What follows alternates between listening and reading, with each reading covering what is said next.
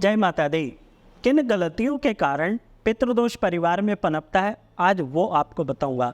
साथ ही साथ आपको मैं इसके उपाय भी बताऊंगा, तो ध्यान से आप मेरी वीडियो को देखिएगा। मैं आपको एक बात बताता हूँ, पितृदोष कभी भी एक गलती के कारण या एक जन्म में गलती के कारण नहीं पनपता। ये पीढ़ी दर पीढ़ी जब गलतियाँ होती जाती हैं तब आपके घर में ये पितृदोष पनपना शुरू कर देता है।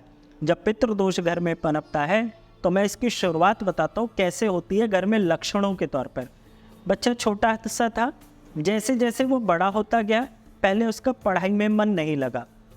माँ बाप के आपसी कलह कलेश और घर में फाइनेंशियल प्रॉब्लम देख करके उस बच्चे ने पढ़ाई छोड़ करके जल्दी से धन कमाने की कोशिश करी। धन कमाने के दो ही रास्ते हैं, या तो बच्चा नौकरी करेगा या तो बच्चा व्यापार करेगा। पहले हम नौकरी वाले सेक्शन पर आते हैं। बच्चा नौकरी करने जाता है, वहाँ पर उसकी काबिलियत बहुत अच्छी होती नहीं, और बहुत अच्छी काबिलियत ना होने के कारण उसे टेम्परेरी जॉब मिलती है। स्किल अच्छी नहीं होती, टैलेंट अच्छा नहीं होता, तो उसको एक टेम्परेरी नौकरी मिलती है जिससे सिर्फ उसके घर में दाल रोटी चलती है। एक जैसे जैसे बच्चा बड़ा होता जाता है उसकी नौकरी में मेहनत बढ़ती जाती है और पैसा घटता चला जाता है। बच्चे ने व्यापार करा, कई व्यापार करे, घर में फेल होते गए, फाइनेंशियल लॉसेस हुए, जिसकी वजह से कर्जा भी आया, बीमारी भी आई, स्ट्रेस भी आया। अब बच्चा बिजनेस में फेल हो गया। अब ये दोनों बच्चे नौकरी की तरफ बढ़ गए। पहला नौकरी की तरफ तो गया ही गया था, दूसरा जब व्यापार में बार बार फेल हुआ तो वो नौकरी की तरफ गया कि चलो कम से कम घर में एक सेफ इनकम आती रहेगी। जैसे जैसे बच्चे की एक फाइनेंशियल सिचुएशन स्टेबल हुई, शादी की बारी आई तो बच्चों के मुंह से निकलना शुरू हो जाता है, पहले हम अपने पैरों पर खड़े हो जाएं फिर हम शादी करेंगे। तो ऐसी सिचुएशन में क्या होता है, एक उम्र काफ़ी लंबी हो जाती है, और उम्र काफ़ी लंबी हो गई तो यहाँ पर भी दो सिचुएशन बन गई। सबसे पहली सिचुएशन हो गई कि बच्चे की शादी जिससे हुई वो शादी चली नहीं, शादी बहुत ज़्यादा डिस्टर्ब रहने लग गई, किसी भी तरह से संतान सुख नहीं मिला, रोजाना के कलह कलेश बहुत हो गए, फाइनेंशियल प्रॉब्लम घर में बहुत आने लग गई। और दूसरी, अगर शादी हो भी गई लंबी उम्र में तो उनकी शादी लंबे समय तक टिकी नहीं। इन शॉर्ट्स दोनों का रिजल्ट ये हुआ, शादी का सुख घर में अच्छा है ही नहीं। अब किसी कारणवश चलो घर में अगर संतान भी आ गई तो संतान के पैदा होने के बाद वही सारी कहानी रिपीट होने लग गई जो घर में उस पिता के साथ हुई थी बचपन में।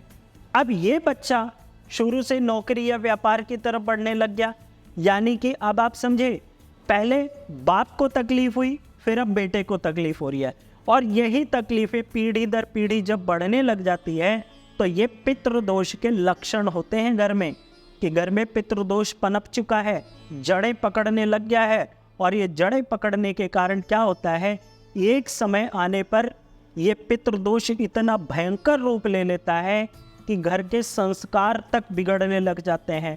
घर में बच्चे अपनी मन मर्जियाँ चलाने लग जाते हैं, बड़े बुजुर्गों की कहीं कोई इज्जत नहीं होती, बड़े किसी भी प्रकार का निर्णय लेते हुए घबराते हैं क्योंकि उनकी अपनी स्पाइनल कोई पावर होती नहीं, अपनी कोई रीढ़ की हड्डी की ताकत होती नहीं, क्योंकि उन्होंने ज़िंदगी में जब भी निर्णय लिए तो नॉलेज की कमी और एक्सपीरियंस की कमी के कारण उनको हमेशा लॉस हुआ। इसलिए बच्चे उस घर में, घर की जो कमान होती है जब वो अपने हाथ में लेते हैं तो वो घर तितर बितर होने लग जाता है। ये पितृदोष की स्थितियाँ होती हैं आज के समय में, जो आपके घर के आसपास या आपके घरों में देखी जा सकती हैं। इसलिए मेरे प्यारे भाइयों बहनों, सबसे पहले आप इस चीज़ को तय करके सुधार लीजिए कि आप अच्छी पढ़ाई करेंगे, आप अच्छी नॉलेज लेंगे, आप सही रास्ते से पैसा कमाएंगे। गलत तरीके से झूठ बोल करके, गुमराह करके, लोगों को मिसलीड करके आप पैसा नहीं कमाएंगे। ध्यान रखिएगा, संघर्ष जरूर करना पड़ेगा, मेहनत जरूर करनी पड़ेगी, लेकिन आपकी सेहत अच्छी रहेगी और आपकी उम्र पर कोई किसी प्रकार का दाग नहीं लगेगा, ये आप तय मान के चलिएगा।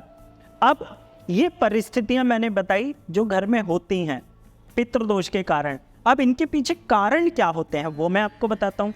सपोज घर में किसी का समय पूरा हो गया, अंतिम संस्कार करने की बारी आई तो शॉर्टकट तरीके से कर दिया। शॉर्टकट तरीके से मतलब 13 दिन तक इंतजार नहीं करा, तीसरे चौथे दिन सारा काम निपटा दिया। बरसी तक इंतजार नहीं करा कि बच्चों के घर में मंगल कार्य नहीं करना बरसी तक, लेकिन हुआ क्या, रिश्ता अच्छा आया, बच्चों की शादी कर दी। क्लियर? कोई चीज़ अच्छी लगी, प्रॉपर्टी अच्छी लगी, गाड़ी अच्छी लगी, तुरंत खरीद ली। भाई कम से कम उस आत्मा को जो आपके घर से निकल के गई है उसे 11 महीने का कम से कम वक्त देना चाहिए। जब आप 11 महीने का वक्त देते हैं, उसके बाद जब आप अपने घर में मंगल कार्य या कोई भी शुभ कार्य करते हैं तो वो आपके लिए फलित होता है। ऐसे में वो आपके लिए श्रापित साबित हो सकता है। इसलिए आपको इस बात का ध्यान रखना चाहिए। आप ही तय करिए कि आप कहीं घर से गए और पीछे से बच्चों ने अपनी मन मर्जी से घर को टेक ओवर कर लिया और वो काम करने लग गए जो आपके लिए अच्छा नहीं, तो आप उनको, बच्चे होने के नाते तो शायद आप उन्हें माफ़ कर दें, लेकिन जो आत्मा का संबंध और जो प्रकृति की यात्रा थी आपकी, उसके बदौलत आपको कहीं ना कहीं अंदर एक कसक रहेगी, एक आपको फीलिंग रहेगी कि बच्चों ने मेरी इज्जत नहीं करी। ये कहीं ना कहीं श्राप हो जाता है बड़े बुजुर्गों का। इसीलिए आपको इस बात का ध्यान रखना चाहिए कि यदि आपके घर में किसी का समय पूरा हो गया है और आप उसकी विधिवत सारे संस्कारों को पूरा करें, पिंडदान करें, आप उनका श्राद्ध जरूर करते रहिएगा, उनके नाम पर दान पुण्य जरूर करते रहिएगा। दान देने से आप अपने घर से बीमारियों को खत्म करते हैं, और अगर आप दान नहीं करते तो आप अपने घर में इनविटेशन ले आते हैं बीमारियों का, दुख तकलीफ और परेशानियों का। इसीलिए चैरिटी बहुत इंपॉर्टेंट होती है। ये तो मैंने आपको पहला चैप्टर बताया। दूसरा कारण आपको बता देता हूँ जो चैप्टर है, क्यों बनता है पितृदोष। जब घर में किसी की अकाल मृत्यु हो जाए, चाहे वो बीमारी से हो, दुर्घटना से हो, किसी अन्य कारण से हो, तो भी आपके घर के अंदर ये पितृदोष के ही लक्षण और कारण होते हैं। और ये जब पीछे की पीढ़ियाँ होती हैं ना, जो मैंने आपको बताया कि आपने किसी के साथ रिचुअल्स को पूरा नहीं करा, लास्ट राइट आपने उसके ठीक से नहीं करे, तो उस कंडीशन में यही जब आत्मा आपके घर में वापस आती है तो ऐसी परिस्थितियाँ उसके सामने होने लग जाती है। या तो बीमार रहने लग जाएगा, इरिटेट होगा, परेशान होगा, उसको ज़िंदगी के किसी प्रकार के सुख नहीं मिलेंगे, तो वो मानसिक रूप से ग्रसित होगा, तो वो आत्महत्या जैसी स्थिति पैदा कर लेता है। इसीलिए पहली गलती को सुधारना ही आपकी सारी गलतियों को ठीक करने जैसा होगा। 2 बातें हो गई। अब तीसरी मुख्य बात आपको बताता हूँ। जिस घर में माता पिता का अपमान होता हो, माता पिता की इच्छा के विरुद्ध जा कर के बच्चे विवाह करते हों, माता पिता की इच्छा के विरुद्ध बच्चे जा कर के किसी प्रकार के संस्कारों को जन्म दे देते हों, मैं ये इनडायरेक्टली वे में दूसरी बातें बोल रहा हूँ, आप समझ सकते हैं इस बात को। माता पिता की आज्ञा के विरुद्ध जा कर के, यानी कि उनकी बातों को ना मान करके आप किसी के साथ आप ऐसा व्यवहार कर लेते हैं जो कि आपको पूरी उम्र आपको परेशानी में डाल देता है। तो माता पिता यानी कि मातृ और पितृ, ये आपकी जन्म कुंडली के अंदर सूर्य और चंद्रमा को कमजोर करने का काम करते हैं। और जब आपकी कुंडली में सूर्य चंद्रमा कमजोर होते हैं तो फिर से आपकी कुंडली में पितृदोष ही पनपने लग जाता है। 3 बातें हो गई। अब चौथी बात, जब भी आप अपने धर्म को, अब धर्म का मतलब मानव धर्म से ऊपर तो कोई भी धर्म नहीं होता, लेकिन जो भी आपके परिवार के, आपके जो भी रीति रिवाज हैं, जब आप उनका खंडन करते हैं, उनका विरोध करते हैं, जब भी आप पिंडदान नहीं करते, जब भी आप श्राद्ध नहीं करते, जब भी आप तर्पण नहीं करते, जब भी आप अपने पितरों का, अपने कुल देवी देवताओं का, कुल गुरुओं का आप सम्मान नहीं करते, तो ये भी आपकी ज़िंदगी के अंदर पितृदोष को ही पैदा करता है। और ध्यान रखिएगा, पितृदोष कभी भी एक पीढ़ी की गलती नहीं होती है। ये पीढ़ी दर पीढ़ी की जब गलतियां बहुत सारी हो जाती हैं, तब उसके बाद जा कर के ये अपना भयंकर रूप धारण करती है। इसीलिए मेरे भाइयों बहनों, आपको मैं फिंगर पॉइंट्स पर गिनवा देता हूँ। सबसे पहली गलती, आपके घर में जब भी किसी का अंतिम समय हो जाए तो उसका रीति रिवाज बहुत अच्छे से करें, आपको गलती होने से बचाएगा। नंबर 2, आपको माता पिता की सेवा हर हाल में करनी चाहिए, उनकी आज्ञा का पालन करना चाहिए। आप उनके साथ तर्क वितर्क करिए, आप उनके साथ बातचीत करिए, आप उनके साथ शास्त्रार्थ करिए कि देखो इस ग्रंथ में ये बात लिखी है, इस ग्रंथ में ये बात लिखी है, इस देवी देवता ने ये बात कही है, तो आप इस प्रकार से अपने जीवन में शुद्ध होंगे और आपके घर में डिसीजन बहुत अच्छे होंगे। किसी भी प्रकार की बीमारी, मुसीबत या किसी भी प्रकार की तकलीफ आ जाए, अपने मन को आप साधना में लगाइए, व्यायाम में लगाइए, योग में लगाइए, प्राणायाम में लगाइए। अपनी बीमारी को आप प्राकृतिक रूप से ठीक करने की कोशिश करिए। आत्महत्या करना या शॉर्टकट तरीके से अपने आप को ठीक करना या किसी गलत रास्ते का चयन कर लेना भी आपके परिवार में पितृदोष को ही पैदा करता है। और चौथी चीज, जब तक आपको देवी देवताओं के बारे में, धर्म के बारे में पूर्ण ज्ञान ना हो, तब तक आप किसी को परेशान मत करिए और उंगली करके आप उनकी से क्वेश्चन मत करिए कि आप किसी को नीचा दिखाने की कोशिश के मकसद से कर रहे हैं। यानी कि आपको कुल टोटल मिला करके सभी जीवों के साथ बहुत प्यार करना चाहिए, सभी वृक्षों के साथ बहुत प्यार करना चाहिए, अपने साथ बहुत प्यार करना चाहिए, माता पिता के साथ बहुत प्यार करना चाहिए।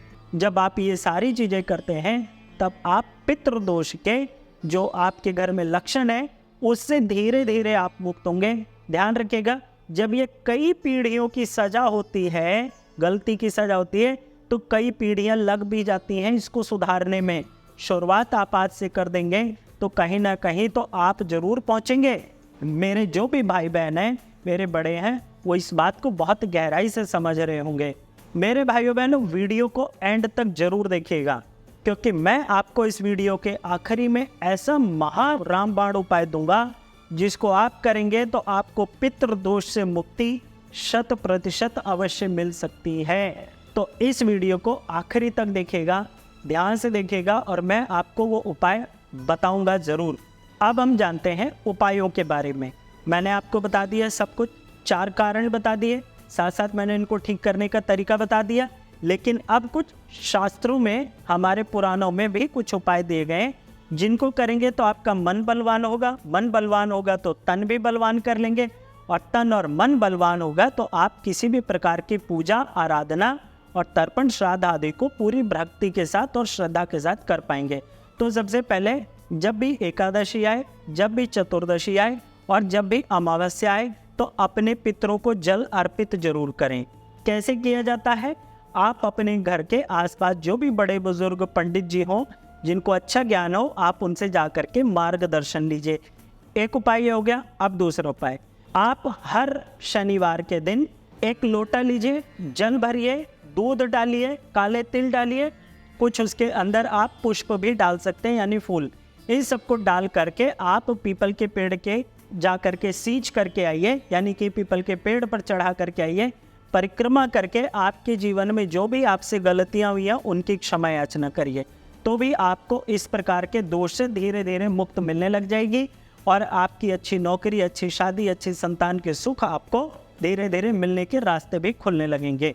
अब मैं आपको बताता हूँ पॉइंट नंबर 3, पितृदोष से पूरी तरह से मुक्ति पाने के लिए क्या करना चाहिए। जब भी श्राद्ध आए तो आप अपने पितरों का श्राद्ध जरूर करें, अपने पूर्वजों के नाम पर आप दान पुण्य जरूर करें, जो भी आपकी श्रद्धा है। निसहाय लोगों की आप जरूर जा कर के मदद करें, उनको खाने से भी कर सकते हैं, कपड़े से भी कर सकते हैं, धन से मदद नहीं करनी, ये तय समझ लीजिएगा इस बात को, ठीक है। और ब्राह्मणों को भी आप दान दे सकते हैं, आप उनको भी खाने पीने की वस्तुएं दे करके आप उनका आशीर्वाद ले सकते हैं। ये तो 3 बातें हो गई। अब चौथी बात बताता हूँ। चौथी चीज़ हो जाती है, जहाँ कहीं भी आपके घर से दूर खुला स्थान मिले, वहाँ पर आप 11, 5, 21 जितनी भी आपकी इच्छा हो, आप पीपल के पेड़ जरूर लगा दीजिए, बरगद के लगा दीजिए, नीम के लगा दीजिए। जो भी आप वृक्षारोपण कर सकें वो आप अपने पूर्वजों के नाम पर जरूर कर दीजिए, जिससे कि आपको भी मुक्ति जरूर मिले। अपने पितरों का जो भी आपको आशीर्वाद मिला है, जो भी उन्होंने आपको दिया है, जब आप ये करते हैं तो आप उनका थैंक्स करते हैं, आप उनका धन्यवाद करते हैं। इसलिए ये उपाय आपको करने बेहद आवश्यक होते हैं। अब नंबर 5 उपाय, रोजाना शाम को अपने घर की दक्षिण दिशा, जिसे यम की दिशा कहा जाता है, मृत पूर्वजों की दिशा भी कहा जाता है, उस दिशा में आप तिल के तेल का या सरसों के तेल का दिया अवश्य प्रज्वलित करें। यह भी आपके पितृदोष की मुक्ति के लिए किए गए उपायों में से एक कारक उपाय है, एक असरदार उपाय है।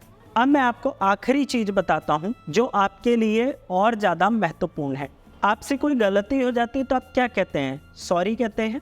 इसी प्रकार से अगर आप अपनी ज़िंदगी में शादी को लेकर के, संतान सुख को लेकर के, अपनी फाइनेंशियल कंडीशन को लेकर के बहुत ज़्यादा मेहनत कर रहे हैं, लेकिन आपको स्ट्रगल आया है कि आपकी लाइफ से ख़त्म नहीं हो रहा और आपको ज़रा सा भी डाउट है कि कहीं आपकी कुंडली में पितृदोष तो नहीं है, तो जो मैं उपाय आपको बताने जा रहा हूँ इसको आपको ज़रूर करना चाहिए। आप हर रोज़ शाम को जब भी अपने घर में पूजा के मंदिर में बैठें तो आप वहाँ बैठ कर के अपने पितरों से और अपने देवी देवताओं से और अपने कुल गुरु से, अपने इष्ट देव से आप अपने द्वारा जो अब तक कोई गलती है उसकी क्षमा याचना जरूर करें। जब आप सच्चे मन और भाव से, जब आप सच्चे विचार से, यानी कि बदले की भावना से नहीं या कुछ मांगने की भावना से नहीं, जब आप अपने पितरों, पूर्वजों, कुल गुरुओं और अपने इष्ट देव से आप क्षमा याचना मांगते हैं तो वो आपको अवश्य क्षमा प्रदान करते हैं और वो आपके ऊपर अपने आशीर्वाद की कृपा भी बनाते हैं, क्योंकि उनके लिए भी तो आप ही हो ना। अगर आप ही उनका सहारा हो और आप ही गुमराह हो जाएंगे, आप ही भटक जाएंगे, तभी तो वो भी परेशान होते हैं।